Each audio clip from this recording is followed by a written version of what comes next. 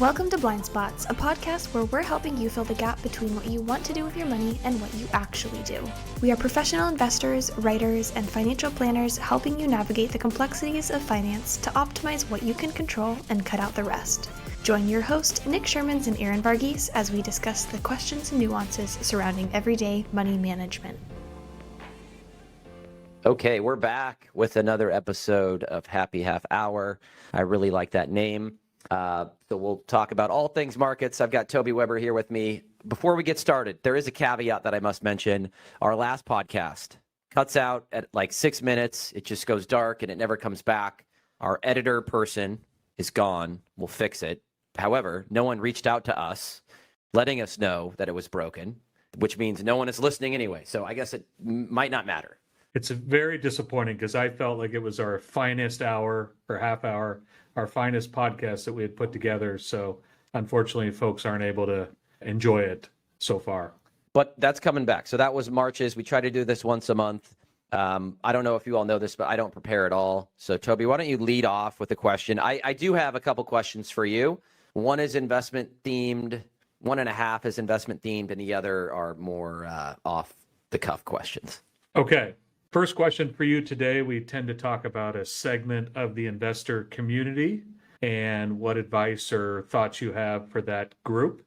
Today we're going with kids. So talk about you have 3 young children. How do you teach your kids about money, and what, if anything, are you having them do related to money at this point in their young lives, or have you not started that yet?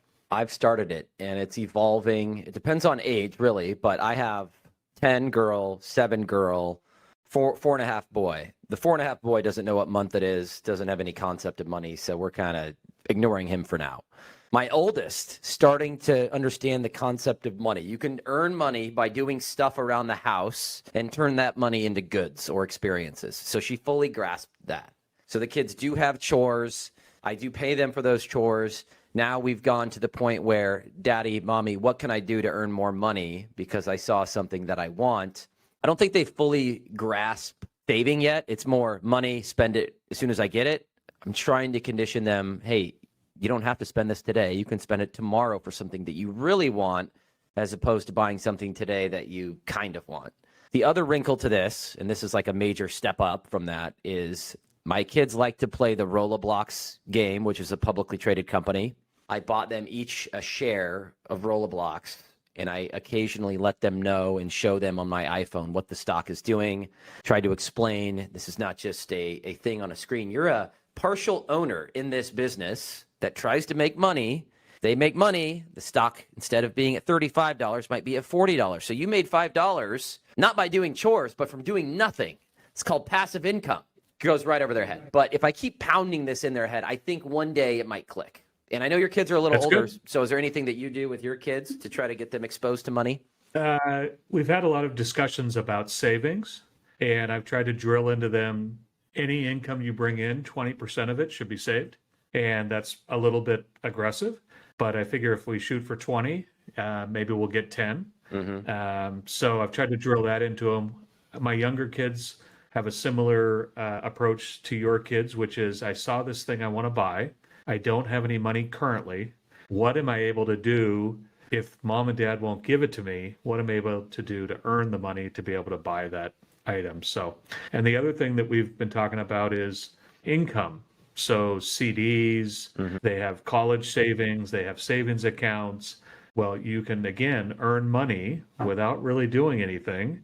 And today they might be able to earn 4 or 5% on their savings, which means they might make $100, $500 over the course of a year without lifting a finger.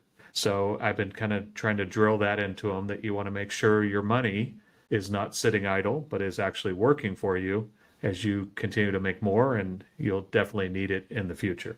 Yeah, that's all good stuff. So the other thing that I enjoy doing, it's more for my own personal enjoyment, but when we go out to eat or we go to Costco, I always ask the kids to guess the final bill. And they are woefully undershooting. Like, we'll go to Costco and buy $400 to $500 worth of stuff. Like, we go there once a month. I try to avoid it, but it's a necessary evil. You know, my middle daughter, who's 7, she's so cute. She's like, $55, Daddy. And I'm like, oh my God, my kids are delusional. So I think there's multiple ways to do it. At the end of the day, I think you want kids to understand things, privileges, experiences, stuff is earned rather than given. Is that fair? Nope, that's great. That's great. I'll give one quick example because I got a kick out of this. We were, as you know, we're looking to move to a different home in West Lynn. We went and looked at a house that we liked with our 16-year-old and our 14-year-old, and we asked them their thoughts after the visit. They said, oh, that house is great. And my 16-year-old said, yeah, I don't think I would pay any more than $3 million for that house. This is probably a house that was worth 25% of that number. But I said, okay, remind me not to have you do the negotiating for us when we go into to make an offer on that house. But yeah, there's a little bit of not understanding quite the whole scope and picture of money and finances and all that, but trying to get there over time. Okay, I've got a question for you. What's up with that printer in your background, and how many times have you used it since you moved into that office? I would say I've used it at least 13 times since I moved into the office, which was 3 years ago. So it's getting 3 or 4 uses per year. I still think the best solution is to put a Pure Portfolios logo on it. So at least it's marketing for us during these podcasts, but I don't use it a ton. I'll be honest about that. That is the biggest eyesore, and that thing must weigh like 80 pounds. That thing is just tilts me every time I look at it. All right, enough about the printer. Next question, or I can ask you a question. No, I got a question for you. So Bitcoin, and we've done a couple of weigh-in commentaries on Bitcoin. We've recently, in certain portfolios for certain clients, have looked to add a little bit of the new Bitcoin ETF to portfolios. But maybe give us an update on Bitcoin from your perspective. It continues to be volatile. That's no surprise. It has moved higher over 2024, which it's been prone to do from time to time. How do you feel about Bitcoin? How are you seeing Bitcoin, and what are your thoughts on it as of today? I don't have any coin takes. One thing I find interesting is U.S. market hours or traditional stock and bond market hours are fixed, meaning the market opens at a set time, it closes at a set time. Bitcoin trades 24/7, so there's a mismatch. And markets are closed in the U.S., Bitcoin is still trading all around the world. So when you actually reconcile the price movements of Bitcoin, it's actually quite stable during the U.S. trading day. Where it makes its moves is after hours. Okay, so if I get in on Monday and the market opens and Bitcoin's been up over the weekend, that ETF really gaps higher up, which is just a mismatch between worlds, right? You have the traditional world and the digital internet money world. Okay, so that's the first thing. The second thing is a lot of these traditional Wall Street banks, and I can't name them because compliance doesn't want me to name them, but the big firms out there that you see on TV that run ads during golf tournaments and such, they have every intention of adding Bitcoin. They've telegraphed their intentions to add the Bitcoin ETF to client portfolios. They're so bureaucratic and rigid and old school that they've been late to the party. And I personally felt that we've been late to the party, but we were only a few months late. You've got to pass the SEC compliance, the regulatory test to make sure the Bitcoin goes into the accounts that it's suitable for. But a lot of these other firms are intending to add it, and I'm happy that we were on the front foot in the earlier innings to add it. Because like I mentioned to somebody, like I stayed home for spring break, part of which because we were adding Bitcoin to client portfolios. Like we bought $13 to $15 million in Bitcoin. Well, if a $1 trillion firm buys, I'm just throwing numbers out there, 100 million in Bitcoin, that's probably good for us because we've kind of front run that trade. So those are really the two things that stick out: the trading window and how traditional firms want to add Bitcoin, but they're so slow because they do everything slow, and that's good for more progressive, fast-moving firms like Pure. So it's sort of a follow-up question on that, but any thoughts or comments on gold? And again, we're not, the intent of the podcast isn't to have you weigh in on every asset class, but we've seen, a pretty sizable $300 move in gold to start the new year. Any thoughts on that or why we have that in the portfolio? I'll handle the first part of the question. You might be better equipped to talk about gold than myself.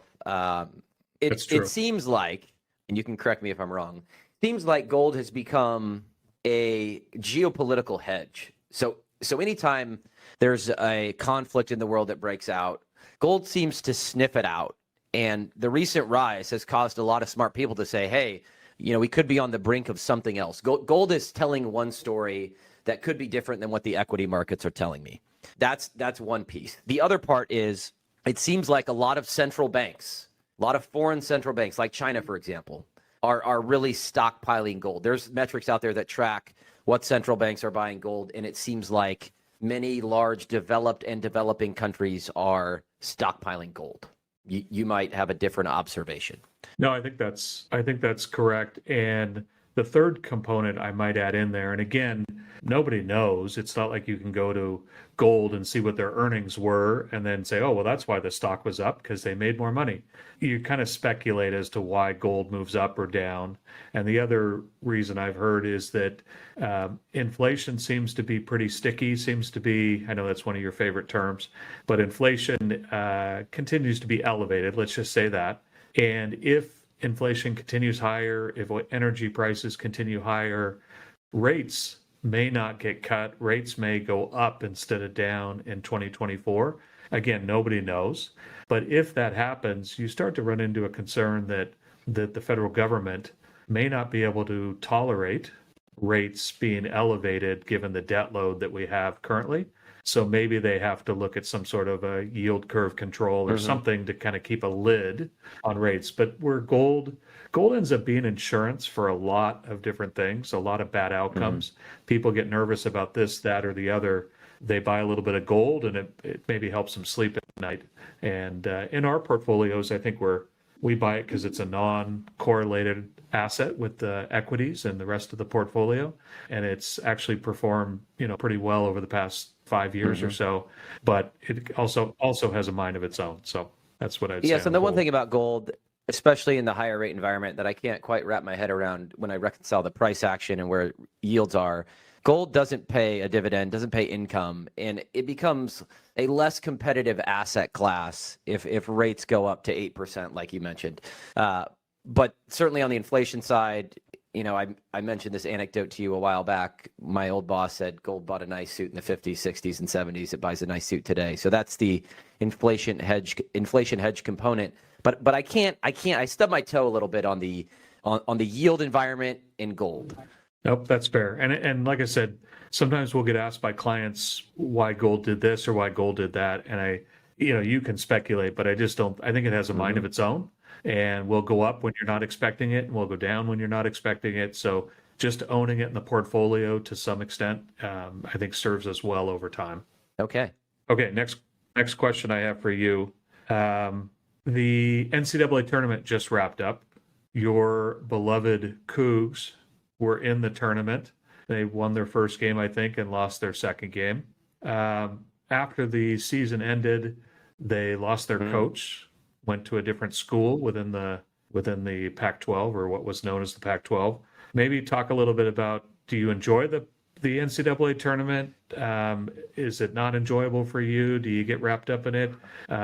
Or we also have the Masters coming up this weekend. Is that more to your speed and to your liking versus the political animal that is the NCAA? Well, you're open asking about my Cougs and then highlighting all the things that have gone wrong. I didn't know I'd feel worse about myself than I did a couple minutes ago. But I did enjoy March Madness. I watched probably more of this tournament than I have in the last couple of years. And part of that was the fact that the school I went to was in the tournament. They had a pretty good team. They lost their second game, as you mentioned. And then we lost our coach, which, after you've been hit below the waist so many times, you kind of become immune to it. And I get why Kyle Smith, the coach, left. We don't have a conference. There's a lot of uncertainty, but it still stings. And he seemed like a really good guy. He was an analytical guy, really good on defense and ran a motion offense. It was an entertaining brand of basketball to watch. And he had lost guys to the NBA and had roster turnover, and he just kept reloading. So that part's going to sting. Your other question was, so the other wrinkle why I watch more basketball is my oldest daughter's super into hoops. The whole Caitlin Clark thing, I watched a lot of the women's tournament. I'm trying to get her addicted to basketball, and I think it's working. She told me she wanted to play club, which is more advanced, more travel, more months out of the year that she'd be playing. And then the Masters is like a Mardi Gras for me. It's like a Super Bowl. And I do Masters pool. The golf course I play at has a Masters tournament on Friday. So I'll watch more of the Masters than probably any golf tournament other than the British Open. I like the British Open because it starts early and I can wake up at 4 a.m. and watch most of it and still do family stuff. No, it's great. And I watched more of the tournament this year than in prior years as well. I also watched more of the women's tournament. I don't think I've really dug into the women's tournament in prior years, but I found myself watching a couple of games because of Caitlin Clark and South Carolina and some of the storylines there. Really entertaining basketball. And as you know, the Beavers, Oregon State, made a little bit of a run in the women's, and now they're going through the same thing the Cougs are, which is they've lost 2 or 3 players. Other players are rumored to be leaving. So what was a great situation and a really promising run is now kind of being impacted by the fact that they don't have a conference and they're, the kids are looking for other places to showcase their talent. That's a nice way to put it. Okay, is it my turn to ask questions now that you've personally attacked me? Yes, sir. What do you think, or what do you say when a family member, a friend, or even a client drops like, "Hey, I'm hearing about AI, like NVIDIA." I think, and I don't know if I can say stock names, but what do you say when someone brings up a well-known theme that's up like 100% and they want to start talking about investing in it? Yeah, what I say is, hey, what do you know about it? How did you hear about it? Try to kind of feel out, is this just something that they heard on the evening news or they read in a blog post or something? And if they really want to have a conversation about it, then we can have about it. I'm not an AI expert, but I think where I do have some experience is buying into things that have already gone up significantly. And so inevitably where the conversation leads is, hey, I think I'd like to invest in or AI type companies. Great. Let's do it small. Let's do it with an ETF that is diversified. So we're not trying to pick the winner. We're going to pick an ETF that has 75 companies in it. And within there will probably be a few winners and a few losers. But let's start small because, again, we've already missed a pretty significant move here. So I'm always kind of coaching prudence, let's start small. Let's be aware of where we are price-wise. Now, could it double again? Sure. But the likelihood of that is much lower, given that NVIDIA went from 100 last year to at one point over 900 this year. So we've already missed, a big chunk of the move, and the likelihood it goes from 900 to 2,000 is probably, given the law of large numbers, is probably pretty low. Yeah, that's good. How about you? What do you say? I mean, the one thing that sticks out to me that I think is massively understated and not talked about is if you're an investor and you have a multi-asset class portfolio and you own U.S. large cap stocks, which most people in this country do, most investors in this country do, you already have, through just a passive index, you have massive exposure to AI. You have more exposure than you probably even know about. Over 30%, and you can argue it's probably more like 40%. So when I see folks have exposure to, let's say, the S&P, which has, let's say, 35% exposure to, like, directly to AI, and then they're buying those companies on top of it, like you're taking basically a large active bet. Even worse if you don't know you're taking a large active bet. As we've seen over the past couple of years, those range of outcomes for those types of companies are extremely wide. And I'm blogging this week about going through like the last 30 years, hot investment themes, so the theme of the day, and future returns. And I'm not saying that AI doesn't have room to run, but when you look at empirical evidence, the hot themes that people are getting into, the 7th, 8th, and 9th inning, usually doesn't end well, and you can almost set your watch to it. So again, I'm not predicting, I'm not saying we're due for a crash, but it can happen to even some of the smartest minds on the planet, which I document in my blog. No, it's a great point, and we tend to use ETFs for client portfolios, and sometimes people see the ETF, but they don't see the holdings that are beneath it. And a lot of those ETFs are market cap weighted. So the larger companies are going to be represented to a greater extent in those ETFs. But sometimes it's out of sight, out of mind. But they do, in fact, have exposure to all of those names that they typically bring up. So that's a good point. Okay, I got one more question for you, and then you can ask me a question. Okay, we've got 8.5 minutes. Perfect. I'm sure the audio is already cut Perfect. out, so it's not going to be an issue. Yeah. I'm going to steal this one. This is a question that Meb Faber, if you've ever listened to his podcast, he ends with this one, and I like it, so I thought I'd throw it your way this month. What is a belief that you hold that 75% of your peers would not agree with? So where are you a contrarian, where you believe something and most of the folks, if you took a poll in a room of your peers, would say, you don't know what you're talking about, Nick, you're off your rocker? Oh, I have to be careful with this one. Several things are going through my mind. I think my attitude towards social media use is more the exception rather than the rule. Like I just have no interest in social media. I think people are performing for each other. It's a highlight reel. People post trips about their beach vacations. They're not posting trips about the airport delays, like their flight got canceled 5 times. So I see through a lot of it. Like I know someone really well and they're posting, like I know they're miserable because they tell me, and then I see them posting all this happy stuff.